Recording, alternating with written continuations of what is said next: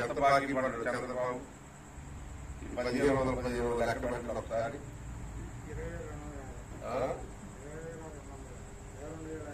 27,000 సుమారుగా బాకీ పడ్డాడు మహిళలు, ఒక్కొక్క మహిళ.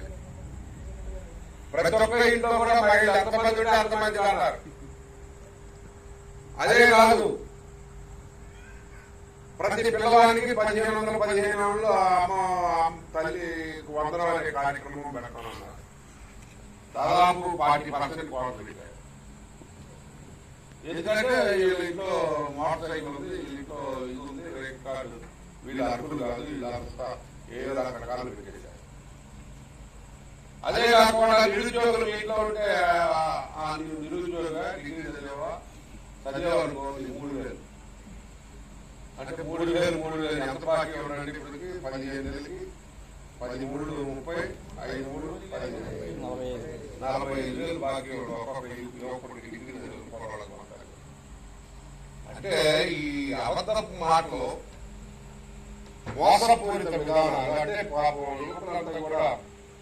మరి ఆయన ఒక్కడే కాదు, పవన్ కళ్యాణ్ అనే వ్యక్తి పెద్ద మోసగాడిగా వచ్చి నేను కాపలాదారుగా ఉంటాను, నేను మీ అందరికీ హామీ ఇస్తున్నాను అని బాండ్ మీద సంతకం పెట్టింది చంద్రబాబుతో పాటు.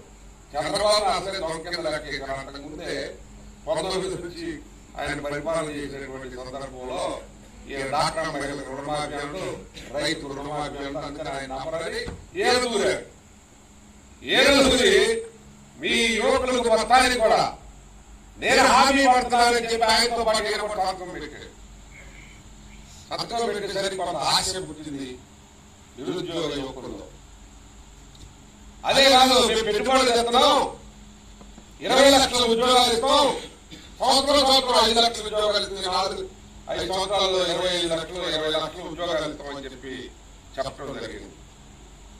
ప్రతి ఒక్కరు కూడా వీళ్ళు ఇచ్చే హామీలు చూస్తా ఉంటే, అంటే పోయినసారి చంద్రబాబు అబద్ధం చెప్పినా ఈసారి పవన్ కళ్యాణ్ ఉండదు, పవన్ కళ్యాణ్తో పాటు బీజేపీ కూడా ఉంది, ఏదో కొంత మేలు జరిగిందని చెప్పి మోసపోవడం జరిగింది.